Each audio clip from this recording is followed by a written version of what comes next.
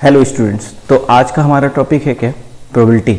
ठीक है, प्रोबेबिलिटी एक बहुत ही इंपॉर्टेंट चैप्टर है, बहुत ही इंपॉर्टेंट चैप्टर है। ये आपको क्लास 11th और 12th में ही नहीं हेल्प करेगा, ये आपको आगे आने वाले different exams like CAT, GATE, SET, bank PO, ऐसे बहुत डिफरेंट टाइप के जो कंपटीशन के एग्जाम्स होते हैं उसमें प्रोबेबिलिटी आती है। तो इसलिए प्रोबेबिलिटी आपको यहाँ पे क्लास 11 के लिए हम लोग पढ़ा रहे हैं अभी, तो क्लास 11 नहीं 12th में इसका एप्लीकेशन पार्ट भी हम लोग पढ़ेंगे, वहाँ पे भी हेल्प करेगा और आने वाले डिफरेंट कंपटीशन में भी हेल्प करेगा। तो जब ये ऐसा टॉपिक है तो इसको हमको ध्यान से पढ़ना चाहिए, ताकि आज हम लोग एक बार इसको पढ़ लेंगे तो आगे आने जितने भी कंपटीशन है उसमें हम लोग अच्छा कर पाएंगे। तो हम लोग यहाँ पे एक एक करके चीज़ों को सीखेंगे, समझेंगे क्या क्या है प्रोबेबिलिटी में। और देखिए प्रोबेबिलिटी का सबसे बेस्ट पार्ट क्या है? प्रोबेबिलिटी का सबसे बेस्ट पार्ट ये है कि यहाँ पे आपको बहुत लंबे चौड़े फॉर्मूले याद करने की ज़रूरत नहीं है, बहुत सारे आपको टेबल्स याद करने की ज़रूरत नहीं है, यानी बहुत सारी टेक्निक्स लगाने की ज़रूरत नहीं है। यहाँ पे सिंपल आपको कुछ रूल्स को फॉलो करना है और लॉजिक को फॉलो करना है। जैसे मान लीजिए अगर प्रोबेबिलिटी का कोई क्वेश्चन है, 4 मिनट का क्वेश्चन है, तो इसमें आपको 3 मिनट आपको अपने देने हैं किस पे? लॉजिक वाले पार्ट पे। समझ में आ रही मेरी बात? तो ये totally based on logic and certain rules, इन पे बेस्ड है। तो हम लोग एक एक करके चीज़ों को सीखेंगे, धीरे धीरे उन लॉजिक्स, उन रूल्स को देखेंगे यहाँ पर। तो सबसे पहले हमको ये तो समझ में आना चाहिए कि प्रोबेबिलिटी होती क्या है। तो अगर हम लोग एज पर एनसीईआरटी की डेफिनेशन देखें तो अकॉर्डिंग टू एनसीईआरटी क्या है? Probability is a measurement of uncertainty of different phenomena, measurement of uncertainty of different phenomena, ऐसा बोल सकते हैं हम। तो प्रोबेबिलिटी, लेकिन अगर मैं अपने सिंपल भाषा में आपको इसको समझाना चाहूँ तो हम लोग इसको बोल सकते हैं probability tell us about possibility of an event. अब ये क्या है? जैसे मान लीजिए कि आप आज शाम को बाहर निकले, आपको देखा कि बादल छाए हुए हैं, तो आपको लगता है कि अच्छा कितने परसेंट बारिश हो सकती है या नहीं हो सकती है? तो बारिश हो भी सकती है और ऐसा भी हो सकता है बारिश नहीं भी हो सकती है, लेकिन आपको बादल देखकर लगते है कि नहीं 90% चांस है कि बारिश हो सकती है, लेकिन उसी के साथ आपके पास 10% चांस ऐसे भी हैं जिसमें बारिश नहीं भी हो सकती है। तो जब कहीं पे कोई भी ऐसी घटना हो जहाँ पे वो हो भी सकता है और नहीं भी हो सकता है, जब हम इन चीज़ों की बात करते हैं तो वहाँ पे हम लोग प्रोबेबिलिटी की बात करते हैं। जहाँ पे कहीं पे भी हम लोग पॉसिबिलिटीज़ की बात करते हैं वहाँ पे प्रोबेबिलिटी की बात करते हैं। अच्छा, तो प्रोबेबिलिटी में हम लोग पढ़ते क्या है? प्रोबेबिलिटी में जैसे अभी हम लोग एक एग्जाम्पल लिए कि हम लोग बादल देख के एक अंदाजा लगा रहे हैं कि हाँ 90% चांसेस है कि बारिश हो सकती है और 10% चांसेस है कि बारिश नहीं हो सकती। तो इसी को मैथमेटिकल फॉर्म में कैलकुलेट करना कि हाँ बारिश के होने के चांसेस कितने हैं और बारिश के नहीं होने के चांसेस कितने हैं, इसी को हम लोग क्या बोलते हैं? प्रोबेबिलिटी बोलते हैं। तो हम लोग यहाँ पे एक छोटा सा एग्जांपल हम लोग धीरे धीरे पहले करके हम लोग पहले समझेंगे प्रोबेबिलिटी होता क्या है, फिर इसके बाद धीरे धीरे जो इसके टर्म्स हैं, डिफरेंट टर्म्स के बारे में लोग बात करेंगे। जैसे मैंने क्या बोला कि सिंपल से कि probability tell us about possibility of an event, की प्रोबेबिलिटी ये बताती है कि किसी इवेंट के होने की पॉसिबिलिटी कितनी है। जैसे मान लीजिए कि हम लोग एक सिंगल कोइन टॉस कर रहे हैं, तो सिंगल कोइन टॉस कर रहे हैं तो वहाँ पे क्या क्या हो सकता है? देखिए पहली बात तो ये सकती है बोथ हेड एंड टेल आने की कितनी पॉसिबिलिटी है? ठीक है, देखिए जब हम लोग कोइन टॉस कर रहे हैं तो both and head and tail आने की पॉसिबिलिटी क्या होगी? दोनों एक साथ आने की पॉसिबिलिटी क्या होगी? 0% होगी। अब हाँ, यहाँ पे ऐसा क्लास में कोई बच्चा ऐसे नहीं बोल देगा कि हम लोग एक कोइन को 20 से काट कर दिए और फिर हम लोग उसको ऐसे रख दिए, देखिए हेड भी दिख रहा है आपको, टेल भी दिख रहा है, ऐसा कोई नहीं करेगा। देखिए प्रोबेबिलिटी में जो भी हम लोग बात करेंगे, हम लोग बात रियलिटी करेंगे, बात सपनों की और उनकी मतलब अनप्रैक्टिकल चीजें उनकी बात हम लोग नहीं करेंगे। तो बोथ हेड एंड टेल, अगर हम लोग कोइन टॉस कर रहे हैं तो हेड एंड टेल के एक साथ आने की पॉसिबिलिटी क्या है हमारे पास? 0% है, कि मतलब ये ऐसा हो नहीं सकता ना। कोई भी बच्चा इस तरीके की बात नहीं करेगा कि नहीं हम कोइन को 20 से कट कर दिए और रख दिए तो हेड एंड टेल जरूर दिख रहा है, ऐसा नहीं। हम लोग सिंपली कोइन टॉस कर रहे हैं, कट आउट नहीं कर रहे, तो हेड एंड टेल दोनों एक साथ आने की पॉसिबिलिटी कितनी होगी? 0% होगी। अच्छा, हेड आने की पॉसिबिलिटी क्या होगी? हेड आने की पॉसिबिलिटी कितनी? 50%। टेल आने की पॉसिबिलिटी कितनी है हमारे पास? 50%। अच्छा देखिए यहीं पे मैं एक और टर्म यूज कर रहा हूँ, इधर हेड एंड टेल। तो अब देखिए जब हम लोग कोइन को टॉस करेंगे तो हेड एंड टेल में से तो कोई ना कोई तो एक आएगा ही, तो उसकी पॉसिबिलिटी कितनी हो गई? 100%। ठीक है, उसकी पॉसिबिलिटी। अच्छा, तो अब देखिए अब हम लोग बात करते हैं इनकी प्रोबेबिलिटी के टर्म्स में। अगर किसी चीज के होने की पॉसिबिलिटी 0% होती है तो उसकी प्रोबेबिलिटी कितनी होती है? 0। अगर किसी चीज के होने की प्रोबेबिलिटी 50% होती है तो उसके होने की प्रोबेबिलिटी कितनी होती है? 0.5। अगर किसी चीज के होने की प्रोबेबिलिटी 50% है तो अगेन इसकी भी कितनी हो जाएगी? 0.5। और अगर किसी मतलब एकदम श्योर शॉट उसको होना ही है तो उसकी प्रोबेबिलिटी कितनी हो जाती है? 1। तो यहां से आप देख रहे हैं या तो प्रोबेबिलिटी 0.5 ऐसा करते हुए, तो यहां से आप एक बात समझिए कि किसी भी चीज के जो होने की प्रोबेबिलिटी होगी, किसी भी चीज के होने की जो प्रोबेबिलिटी होगी वो हमेशा 0 से 1 के बीच में वेरी करती है। किसी भी चीज के होने की प्रोबेबिलिटी मतलब किसी भी चीज की प्रोबेबिलिटी जो है 0 से कम नहीं होगी और किसी भी चीज की प्रोबेबिलिटी जो है 1 से ग्रेटर नहीं हो सकती। ठीक है, मैक्सिमम क्या हो सकता है? 1 हो सकता है और मिनिमम क्या हो सकता है? 0 हो सकता है। जिस भी इवेंट की प्रोबेबिलिटी 0 होती है उसको हम लोग इम्पॉसिबल इवेंट बोलते हैं और जिस भी इवेंट की प्रोबेबिलिटी 1 होती है उसको हम लोग श्योर इवेंट बोलते हैं। इनकी बात हम लोग आगे करेंगे, लेकिन अभी आप बात ये समझिए किसी भी चीज की होने की पॉसिबिलिटी देखिए 0 से कम नहीं होगी और मतलब नहीं होने की प्रोबेबिलिटी 0 से कम नहीं होगी और होने की प्रोबेबिलिटी 1 से ज्यादा नहीं हो सकती। हाँ, कभी कभी हम लोग ऐसे फ्रेज यूज करते हैं कि नहीं इस काम के होने के 200% चांसेस है, 300% चांसेस है, तो ये हम लोग एक फ्रेज यूज करते हैं, ये प्रोबेबिलिटी नहीं। ऐसा नहीं कि कोई बच्चा जैसे यहाँ पे समझ रहा होगा कि जैसे 0 होना है तो 0/100 कर दिया तो ये है, 50/100 कर दिया तो ये है 50। उसी तरह अगर किसी ने बोला कि 200% चांस है इसकी होने की प्रोबेबिलिटी तो क्या कर दिया? 200/100 कर दिया तो 2 आ गया। नहीं, 2 एक प्रोबेबिलिटी नहीं होगी, इस डिग्री, मतलब इसको डिग्री बोल सकते हैं या इसको हम लोग बोल सकते हैं फ्रेज। किसी भी चीज के होने पॉसिबिलिटी जो है 1 से ज्यादा नहीं हो सकती। तो ये बात समझिए कि एटमोस्ट जो प्रोबेबिलिटी हो सकती है वो हमेशा कितनी हो सकती है? 1 हो सकती है। ठीक है, और देखिए प्रोबेबिलिटी हम लोग जैसे जैसे पढ़ेंगे तो हम लोग प्रैक्टिकल चीजों की बात करेंगे। जैसे अगर हम लोग कॉइन लेंगे तो कॉइन हम लोग ऐसे ही लेंगे जिसमें both side head and tail रहेगा। अगर कहीं पे क्वेश्चन में जरूरत होगी, जो क्वेश्चन मेकर होगा कि उसको नहीं दोनों साइड हेड वाले दोनों साइड टेल वाले कॉइन लेने हैं तो वो मेंशन कर देगा क्वेश्चन में। अगर आपसे मेंशन नहीं किया है तो आप उसको, हाँ, कोई भी ऐसा नहीं करेगा कि हम कॉइन टॉस करें तो हवा में रह गया तो या जमीन पे गिर के खड़ा हो गया, ऐसे नहीं। कॉइन अगर हम लोग टॉस करें तो जमीन पे गिरेगा, उसमें से हेड एंड टेल में से कोई एक आएगा। मतलब हम लोग रियलिटी में बात करेंगे, ऐसा नहीं कि कुछ ऐसा हो गया तो क्या होगा, ऐसा हो गया, कुछ नहीं। ठीक है, तो हम लोग इसका मतलब आप समझ गए प्रोबेबिलिटी अगर एनसीईआरटी के according probability is a measurement of uncertainty. और अगर मैं बोलूं तो आप सिंपल से ये बात समझिए कि प्रोबेबिलिटी जो है हमको ये बताता है तो किसी भी इवेंट के होने की प्रोबेबिलिटी मतलब पॉसिबिलिटी कितनी है। ठीक है, दिस इज प्रोबेबिलिटी। अब हम लोग क्या करेंगे, धीरे धीरे अपने कोर्स की ओर बढ़ेंगे। तो अभी हम लोग जो ये प्रोबेबिलिटी शुरू करेंगे क्लास 11 के लिए शुरू करें, तो यहाँ पे जितनी क्लास 11 में बातें उसके बारे में बात करेंगे और धीरे धीरे करके एक एक टर्म को समझेंगे। ठीक है, इसके बाद 12th में आप आगे की चीजें सीखेंगे तो हम लोग एक एक करके इसके टर्म्स को, जो डिफरेंट टर्म्स हैं हमारे प्रोबेबिलिटी के, उनको डिफाइन करना स्टार्ट करते हैं।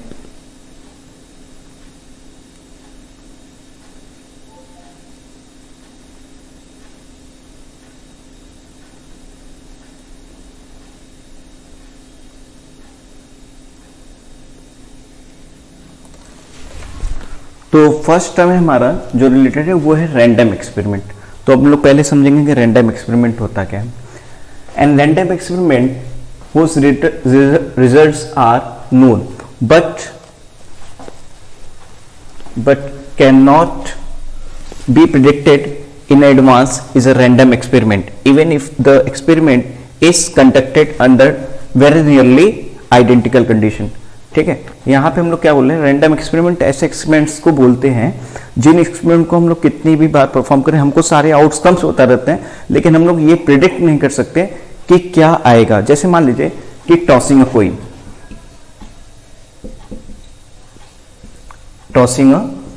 कोइन, अगर हम लोग एक कोइन को टॉस करें तो हमको पता है कि कोइन को टॉस करने के बाद क्या है, कोइन को टॉस करें तो जब वो गिरेगा तो हेड और टेल में से कोई एक आएगा, बट हम लोग ये नहीं बता सकते श्योर वे में कि हेड आएगा या टेल आएगा। ठीक है, जैसे हम लोग एक डाई थ्रो कर रहे हैं तो डाई जब थ्रो करते हैं तो हमको पता है कि डाई थ्रो कर रहे हैं तो उसमें से 1 आ सकता है, 2 आ सकता है, 3 आ सकता है, 4 आ सकता है, 5 आ सकता है, 6 आ सकता है, ये हमको पता है कि होंगे, लेकिन हम लोग एग्जैक्टली नहीं बता सकते कि इस बार क्या आएगा। तो ऐसे एक्सपेरिमेंट को हम लोग रैंडम एक्सपेरिमेंट बोलते हैं। ठीक है, समझ में, रैंडम एक्सपेरिमेंट किसको बोलते हैं, random experiment whose result are known. तो मतलब एक रैंडम एक्सपेरिमेंट जिसके रिजल्ट हमको पता होते हैं, मतलब जैसे कि कोइन टॉस करे तो हमको पता है कि हेड आ सकता है या टेल आ सकता है। डाई थ्रो करे तो हमको पता है कि 1 आ सकता है, 2 आ सकता है, 3 आ सकता है, 4 आ सकता है, 5 आ सकता है, 6 आ सकता है। But can not be predict in advance is random experiment. मतलब हम लोग ये पहले नहीं बता सकते बिना उनके गिरे कि हाँ यही चीज आएगी, भले ही हम लोग उसको बार बार आइडेंटिकल कंडीशन में परफॉर्म कर रहे हो। ठीक है, आई होप आप लोग रैंडम एक्सपेरिमेंट समझ गए होंगे। ध्यान से मैं एक बार फिर से एक्सप्लेन करता हूँ। And random experiment whose result are known, मतलब रिजल्ट हमको पहले से पता होते हैं। कोइन टॉस करें तो हमको पता है हेड आ सकता है या टेल आ सकता है, लेकिन हम लोग exactly but can not be predict in advance. इसका मतलब हम लोग एग्जैक्टली नहीं बता सकते कि जब गिरेगा तो हेड ही आएगा या टेल आएगा। या हम लोग डाई थ्रो कर रहे हैं तो हमको पता है कि 1 2 3 4 5 6 में से कोई आ सकता है, लेकिन हम लोग इन एडवांस नहीं बता सकते कि 1 आएगा या 2 आएगा या 3 आएगा। ऐसे एक्सपेरिमेंट को भले ही चाहे उनको बार बार आइडेंटिकल कंडीशन में ही क्यों ना परफॉर्म करें, तो हम लोग ऐसा नहीं बता सकते। तो ऐसे ही एक्सपेरिमेंट्स को हम लोग क्या बोलते हैं, रैंडम एक्सपेरिमेंट। आई होप आप समझ गए होंगे। ठीक है, हम लोग मूव करते हैं सेकेंड पॉइंट की ओर अपने। ठीक है, सेकेंड टर्म जो हमारा है वो है आपका क्या, outcome. A possible result of random experiment is called outcome. ठीक है, जो हम लोग रैंडम एक्सपेरिमेंट परफॉर्म करते हैं उसके जो पॉसिबल आउटकम होते हैं उनको हम लोग क्या बोलते हैं, आउटकम। जैसे मान लीजिए कि हम लोग एक कोइन टॉस कर रहे हैं, तो जब हम लोग कोइन टॉस कर रहे हैं तो हमारे पास क्या आ सकता है, हमारे पास हेड आ सकता है और टेल आ सकता है। तो यहाँ पे हम लोग हेड को एक आउटकम बोलेंगे और टेल को एक आउटकम बोलेंगे। मान लीजिए अगर हम लोग डाई को थ्रो कर रहे हैं, तो डाई को जब हम लोग थ्रो कर रहे हैं तो हमारे पास 1 आ सकता है, 2 आ सकते हैं, 3 आ सकता है, 4 आ सकता है, 5 आ सकता है और क्या आ सकता है, 6 आ जाता है। तो यहाँ पे 1 एक आउटकम होगा, 2 सेकेंड आउटकम, 3 एक आउटकम होगा, 4th एक आउटकम होगा, 5th एक आउटकम होगा और 6th 8 आउटकम होगा।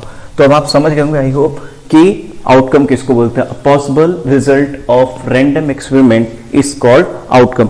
और इन सारी बातों को जो मैं यहाँ पे बोर्ड पे लिखता जा रहा हूँ, इनको आप अपने पास नोट्स में लिखते जाइएगा और इनको एग्जाम्पल्स से रिलेट करते जाइएगा, तो आपको समझ में आ जाएगा। और इनको पढ़िएगा ध्यान से। Possible result of random experiment मतलब जैसे मैंने कोइन थ्रो किया तो हमारे पास हेड आ सकता है और टेल आ सकता है, तो हेड एक आउटकम होगा और टेल एक आउटकम होगा। हम लोग डाई थ्रो कर रहे हैं तो 1 आ सकता है, 2 आ सकता है, 3 आ सकता है, 4 आ सकता है, 5 आ सकता है, 6 आ सकता है।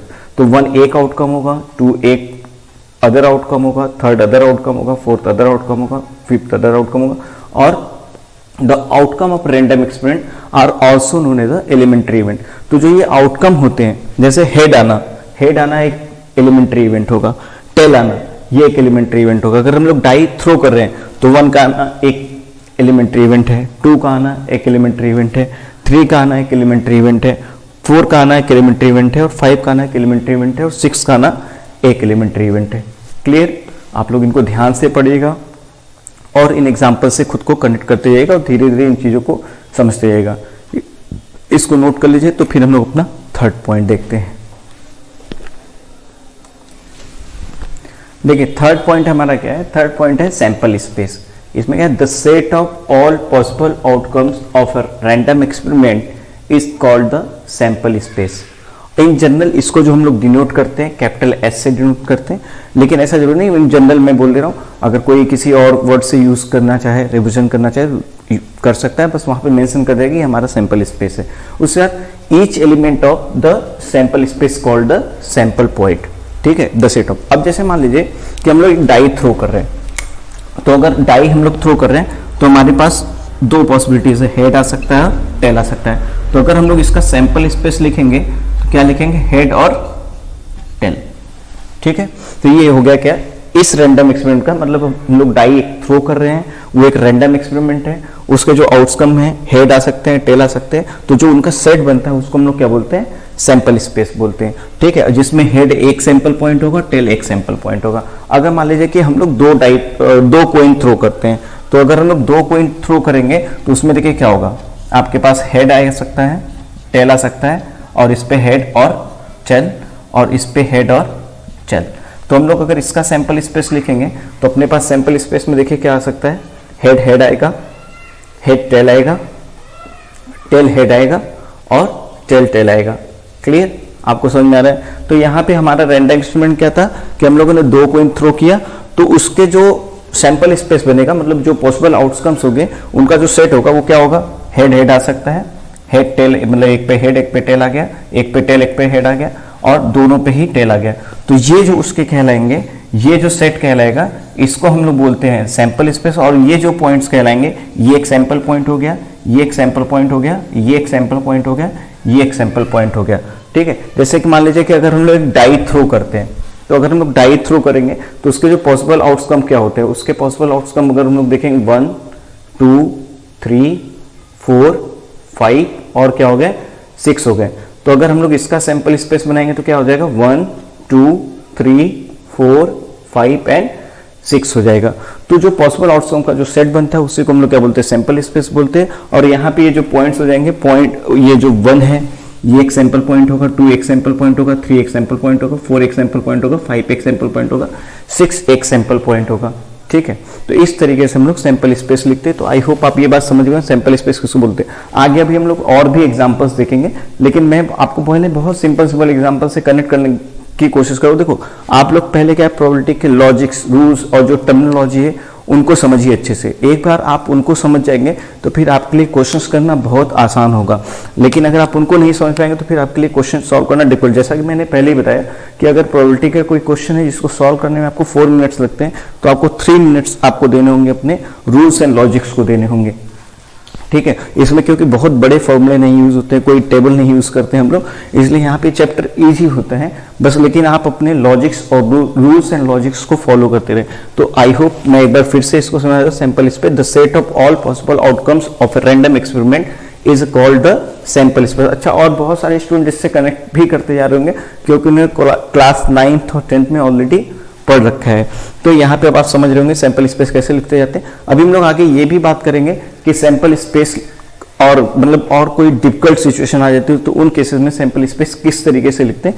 लेकिन पहले आप इन सिंपल एग्जांपल को समझिए कि अगर हम लोग एक कॉइन को टॉस करते हैं तो हमारे पास 2 पॉसिबिलिटी, हेड भी आ सकता है, टेल भी आ सकता है। तो जो इन आउटकम का जो सेट बनेगा उसी को हम लोग सैंपल स्पेस बोलते हैं। और जो ये अलग अलग पॉइंट होंगे ये आपके सैंपल पॉइंट होंगे। अगर हम लोग 2 कॉइन टॉस करते हैं तो हमारे जो पॉसिबल आउटकम होंगे, हेड हेड हो सकता है, दोनों कॉइन पे हेड आ जाए, एक पर हेड है एक पे टेल है, पहले पे हेड है दूसरे पे टेल है, पहले पे टेल है दूसरे पे हेड है, और दोनों पे ही टेल आ जाए। तो ये इसका जो सेट बनेगा ये सैंपल स्पेस होगा। और ये जो एक एक होंगे ये आपके सैंपल पॉइंट कहलाएंगे। और यहाँ पर अगर हम लोग डाई थ्रो करें तो 1 2 3 4 5 6 ये सारे आउटकम है। इन आउटकम का जो सेट बन रहा है इसको हम लोग सैंपल स्पेस बोलेंगे। और यहाँ पे जो 1 2 3 4 5 6 होंगे इनको हम लोग क्या बोलेंगे, सैंपल पॉइंट। आप इनको नोट कर लीजिए अच्छे से। तो हम लोग अपने नेक्स्ट पार्ट पे मूव करते हैं।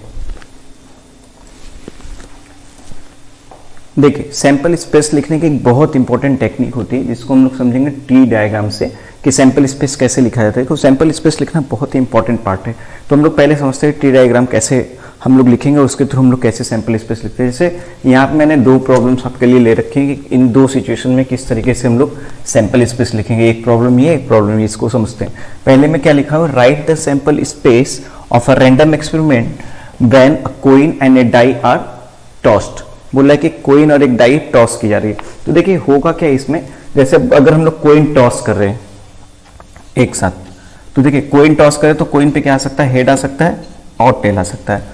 और डाई भी फेंकी गई है तो अगर कोइन पे हेड आए तो ऐसा हो सकता है डाई पे क्या आ सकता है, डाई पे 1 आ जाए, डाई पे 2 आ जाए, डाई पर 3 आ जाए, डाई पर 4 आ जाए, डाई पर 5 आ जाए और डाई पर क्या आ जाए, 6 आ जाए। और मान लीजिए टेल आता है तब भी डाई पर क्या आ सकता है, डाई पर 1 आ सकता है, डाई पर 2 आ सकता है, डाई पर 3 आ सकता है, डाई पर 4 आ सकता है, डाई पर 5 आ सकता है और डाई पर 6 आ सकता है। तो देखिए ये जो डायग्राम बन रहा है इसी को हम लोग क्या बोलते हैं, ट्री डायग्राम बोलते हैं। अब देखिए यहाँ से सैंपल स्पेस कैसे लिखा जाएगा, ध्यान से समझिएगा सैंपल स्पेस। अब देखिए हेड और 1, हेड 1, फिर क्या हो जाएगा हेड 2, यहाँ पर हेड और 2, फिर क्या हो जाएगा हेड और 3, हेड और 3, फिर यहाँ क्या हो जाएगा हेड 4, यहाँ पर हो गया हेड 4, फिर क्या हो जाएगा यहाँ पर हेड और 5, यहाँ पर हो गया हेड 5, फिर यहाँ पर क्या हो जाएगा हेड 6, यहाँ पर हो गया हेड और 6। उसके बाद देखिए अब क्या होगा, टेल और 1, tail 1, tail 2, tail 3, tail 4, tail 5 और क्या हो गया टेल 6। ये देखिए हमारा इस एक्सपेरिमेंट का, इस रैंडम एक्सपेरिमेंट का सैंपल स्पेस लिखा जा चुका है। फिर से मैं समझा रहा हूँ कैसे मैंने किया। देखिए जब हम लोग कोइन टॉस करेंगे, जब हम लोग कॉइन टॉस करेंगे तो हमारे पास क्या पॉसिबिलिटी है कि हेड भी आ सकता है और क्या आ सकता है, टेल आ सकता है। और देखिए जब कॉइन पे आपका हेड आया तो हमारे पास डाई पे क्या आ सकता है, डाई पे हमारे पास 1 आ सकता है, 2 आ सकता है, 3 आ सकता है, 4 आ सकता है, 5 आ सकता है, 6 आ सकता है, ठीक है। और अगर कॉइन पे टेल आया तब भी डाई पे क्या आ सकता है, 1 आ सकता है, 2 आ सकता है, 3 आ सकता है, 4 आ सकता है, 5 आ सकता है, 6 आ सकता है। अब इस डायग्राम के थ्रू हम लोग सैंपल स्पेस कैसे लिखते हैं, देखिए head 1, head 2, head 3, head 4, head 5, head 6, फिर tail 1, tail 2, tail 3, tail 4, tail 5 और टेल 6। ये देखिए आपका सैंपल स्पेस लिख दिया गया इस रैंडम एक्सपेरिमेंट का। आई होप आप समझ गए होंगे ये वाला टी डायग्राम कैसे बना। अगर नहीं समझ में आएगा तो लेक्चर को एक बार बैक करके फिर से देखिएगा तो आपको चीज़ें क्लियर हो जाएंगी। अब हम लोग यहाँ पे नेक्स्ट पे आते हैं। नेक्स्ट में क्या कह रहा है, we wish to choose 1 child out of 2 boys and 3 girls. देखो यहाँ पे बोल रहा है कि हम लोग को एक किसी बच्चे को सेलेक्ट करना है जहाँ पर हमारे पास 2 बॉयज एंड 3 गर्ल्स है। Coin is tossed, a coin is tossed if it comes up head a boy is chosen। बोल रहा है कि अगर कोइन को टॉस कर रहे हैं तो हेड आता है तो हम लोग बॉय को सिलेक्ट करेंगे, अदरवाइज इसका मतलब क्या हो गया, सिंपल सा टेल आएगा तो हम लोग गर्ल को सिलेक्ट करेंगे। तो बोल रहा है हमसे राइट द सैंपल स्पेस, ठीक है। तो देखते हैं इसका सैंपल स्पेस कैसे लिखते हैं। देखिए हम लोग डाई थ्रो किए, सॉरी कोइन थ्रो किए तो हमारे पास क्या आ गया, हेड आ गया और क्या आ गया, टेल आ गया। अब according to question if it comes of head तो बॉय सिलेक्टेड, तो कम्स ऑफ हेड तो बॉय कितने, 2 बॉय हैं, तो यहाँ पर बॉय 1 और बॉय 2। और बोला अदरवाइज क्या होगा, गर्ल्स को सिलेक्ट किया जाएगा, यानी अगर टेल आ गया तो हम लोग क्या करेंगे, गर्ल को सिलेक्ट करेंगे। तो क्या हो जाएगा हमारे पास, गर्ल 1 हो गया, गर्ल 2 हो गई और हमारे पास क्या हो गया, गर्ल 3 हो गया। तो अगर हमको इसका सैंपल स्पेस लिखना है तो सैंपल स्पेस कैसे लिखेंगे, सैंपल्स लिखेंगे हेड एंड बॉय 2, उसके बाद टेल गर्ल 1, टेल गर्ल 2 और क्या हो जाएगा, टेल गर्ल 3।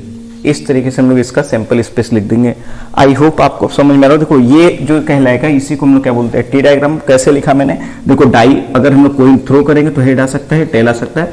अगर कोइन पे हेड आता है तो हम लोग से बोला गया कि बॉय को सिलेक्ट करना है तो बॉय 1 सेलेक्ट कर सकते हैं, बॉय 2 सेलेक्ट कर सकते हैं। और अगर कोइन पे टेल आता है तो हम लोग क्या कर सकते हैं, गर्ल 1, गर्ल 2, गर्ल 3 सेलेक्ट कर सकते हैं। तो हमारे पास सैंपल स्पेस कैसे लिखेंगे हम लोग, head boy 1, head boy 2, tail girl 1, tail girl 2 और टेल गर्ल 3। आई होप आप ये समझ गए होंगे कि किस तरीके से हम लोग टी डायग्राम बनाकर सैंपल स्पेस को लिखते हैं। कुछ हम लोग एग्जांपल्स और देखते हैं, पहले आप इनको अच्छे से नोट कर लीजिए। तो हम लोग देखते हैं और दो कैसे हम लोग टी डायग्राम के थ्रू इनका भी सैंपल स्पेस बनाते हैं। देखिए क्या बोल रहा है पहली प्रॉब्लम में, 2 boys and 2 girls are in room X और 1 boy and 3 girls are in room Y, ठीक है। Write the sample space for the experiment in which a room is selected first and then a person, ठीक है। देखिए अब हमारे पास क्या है, यहाँ पर हमारे पास पहले एक रूम सेलेक्ट करना है, तो रूम हमारे पास X हो गया और एक रूम हो गया हमारे पास Y। अब बोल रहे हैं रूम X में क्या है, 2 बॉय हैं 2 गर्ल हैं, तो 2 बॉय, रूम X सेलेक्ट करिए, बॉय 1, बॉय 2, गर्ल 1, गर्ल 2 और गर्ल 3, ठीक है। नहीं 2 ही गर्ल हैं इसमें, तो ठीक है, ऐसा हो गया गर्ल 1। और रूम Y जो है इसमें क्या है, इसमें 1 बॉय है 3 गर्ल्स है, तो यहाँ पे क्या हो जाएगा, बॉय 1, गर्ल 2 और ये क्या हो गया, गर्ल 3 हो गया, ऐसा। तो अब हम लोग जो इसका सैंपल स्पेस लिखेंगे कैसे लिखेंगे, देखिए room X boy 1, room X boy 2, room X girl 1 और रूम X गर्ल 2, ठीक है। उसके बाद room Y boy 1, room Y girl 1, room Y girl 2 और रूम Y गर्ल 3। ये हमारा बन गया क्या, सैंपल स्पेस इस एक्सपेरिमेंट का। और ये हमारा क्या कहलाएगा, इसको हम लोग बोलते हैं इसका टी डायग्राम। आई होप आप लोग को ये समझ में आ गया होगा किस तरीके से हम लोगों ने यहाँ पे सैंपल स्पेस लिखा। हम लोग नेक्स्ट प्रॉब्लम की मूव करते हैं। An experiment consist of tossing coin and then throwing it second time if a head up, मतलब हेड आएगा तो हम लोग कोइन को फिर से फेंकेंगे। If tail occurs in first, अगर टेल आएगा तो क्या करना है, then a dice rolled once, right the sample space, ठीक है। देखिए हम लोगों ने एक कोइन टॉस किया, तो अगर हेड आया तो इसको फिर से फेंकेंगे, यानी अब क्या हो जाएगा, हेड हो जाएगा और यहाँ पर क्या हो जाएगा, टेल हो जाएगा। और अगर टेल आया तो हम लोग क्या करेंगे, डाई को थ्रो करेंगे। डाई को थ्रो करने का मतलब क्या हो जाएगा, यहाँ पर 1, यहाँ पर 2, यहाँ पर 3, यहाँ 4, यहाँ 5 और यहाँ कितना हो जाएगा, 6 हो जाएगा। तो अगर हम लोग इसका सैंपल स्पेस लिखेंगे तो सैंपल स्पेस क्या लिखेंगे, सैंपल स्पेस लिखेंगे हेड हेड हेड टेल, उसके बाद tail 1, tail 2, tail 3, tail 4, tail 5 और क्या लिख देंगे हम लोग यहाँ पे, टेल 6। ये देखिए इसका टी डायग्राम, और इस तरीके से हम लोग इसका यूज करके सैंपल स्पेस लिखेंगे। आई होप आप ये समझ गए होंगे, इनको नोट कर लीजिएगा अच्छे से, ठीक है, क्लियर है। तो चलिए अब हम लोग नेक्स्ट देखते हैं। तो एक बार इनके लिए सैंपल स्पेस आप लोग खुद से लिखिए और बताइए क्या आ रहा है यहाँ पे। फिफ्थ में coin is tossed if it shows tail we draw a ball from a box which contains 2 red and 3 black balls.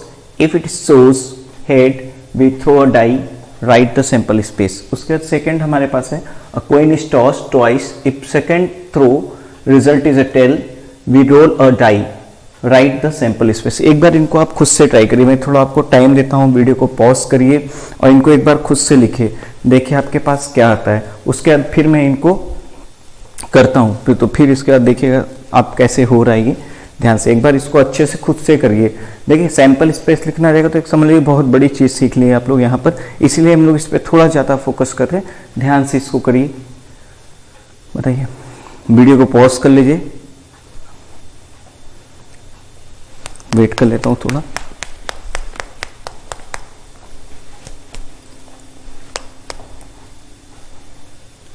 ठीक है, आई होप आप लोगों ने कर लिया। चलिए हम लोग करते हैं इसको। Coin is toss if shows tail we draw a ball from type. देखिए पहले हम लोग कोइन टॉस कर रहे हैं, तो कोइन टॉस कर रहे हैं तो दो पॉसिबिलिटी है, हेड आ सकता है और टेल आ सकता है।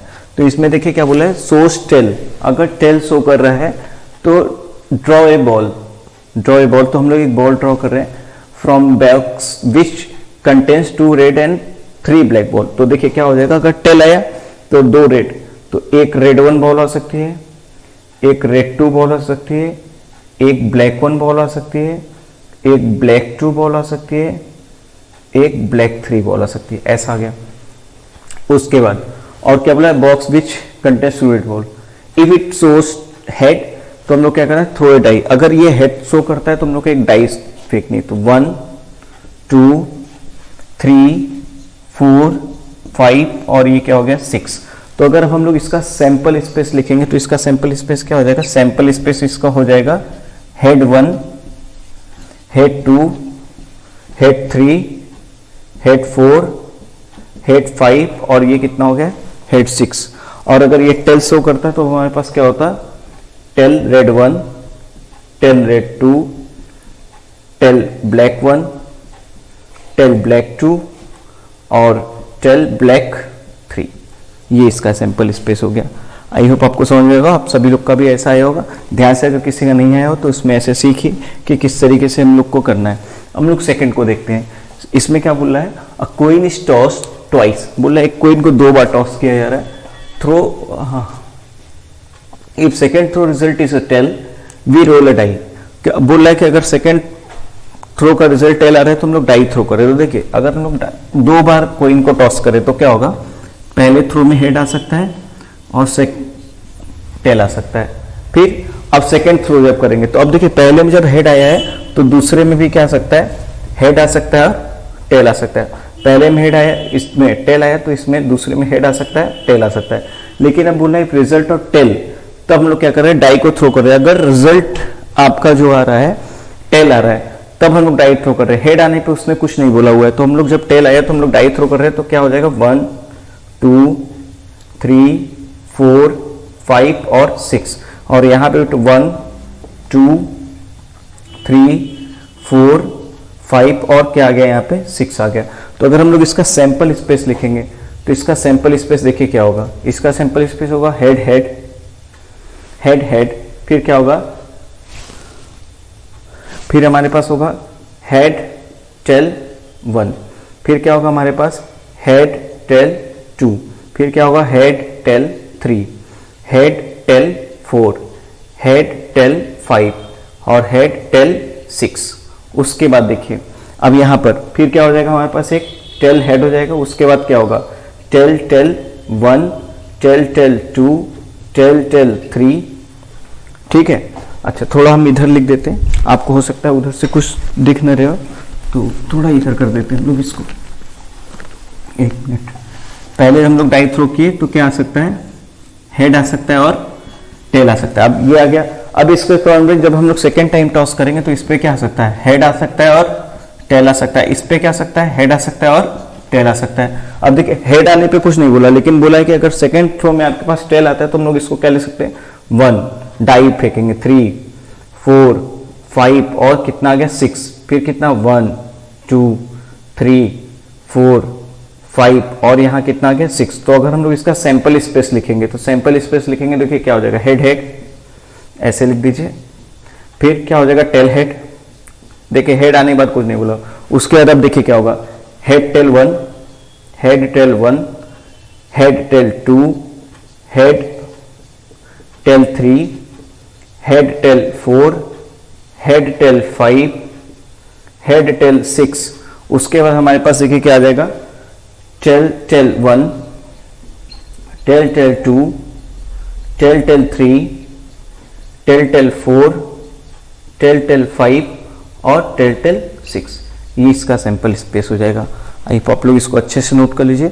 तो हम लोग इसके बाद अपने नेक्स्ट चीजें देखते हैं, ठीक है। इनको अच्छे से नोट कर लीजिए, एक बार समझ लीजिए, नहीं समझ आ रहा हो तो वीडियो को एक बार बैक करके दीजिए। तो हम लोग अब देखते हैं नेक्स्ट चीजें क्या है हमारे पास। देखिए नेक्स्ट है हमारे पास क्या, नेक्स्ट है हमारा इवेंट।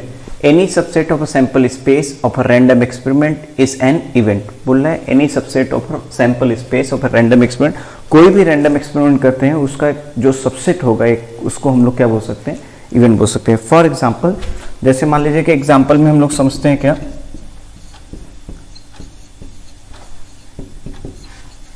Throwing a die. तो अगर हम लोग डाई थ्रो करते हैं तो क्या होगा, देखिए अब हम लोगों ने जैसे मान लीजिए कि एक इवेंट ले लिया, इवेंट है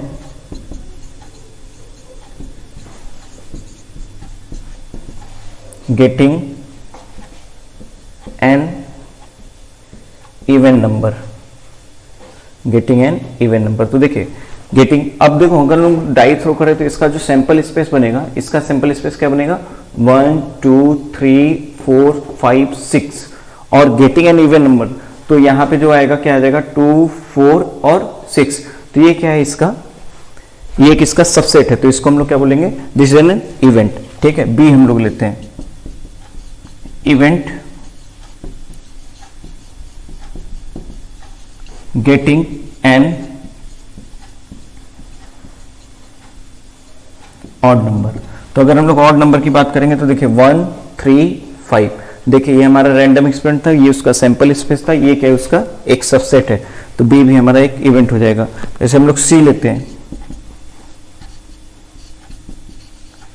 event getting a number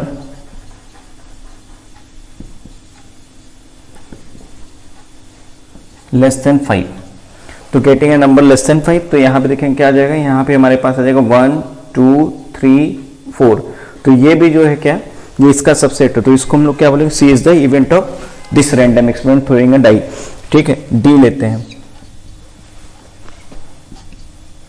event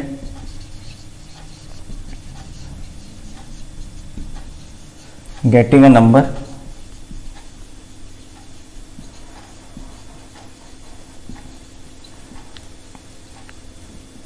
greater than 2। तो अगर ग्रेटर देन 2 की बात करें तो देखो 3 4 5 6 आ जाएगा। तो ये भी क्या है, इसका एक सबसेट है। तो हम लोग क्या बोलेंगे, D is an event, event of the random experiment throwing a die. तो आई होप आप लोग इवेंट का मतलब समझ गए होंगे। इनको अच्छे से नोट कर लीजिए। वीडियो को अगर कोई चीज़ नहीं समझ आई, वीडियो को बैक करके देखिए, आपको चीज़ें समझ में आ जाएंगी, ठीक है। अब लोग देखते हैं हमारे पास नेक्स्ट क्या है, ठीक है। नेक्स्ट है हमारे पास, नेक्स्ट है अकरेंस ऑफ एन इवेंट। तो देखिए इसको क्या बोलते हैं, an event is said to be occur if every element of E is an outcome of the random experiment. बोलता है कि अगर इवेंट आपका बोला जा रहा है, अकर कर रहा है, तो जो उसके सारे आउटकम होने चाहिए वो आपके रैंडम एक्सपेरिमेंट के E said to be random experiment, जो outcome an event E said to be occur if every element of the E is an outcome of the random experiment. ठीक है, जैसे अब इसको समझते हैं। जैसे मान लीजिए कि एग्जाम्पल वही लेते हैं पुराना अपना, थ्रोइंग अ डाई।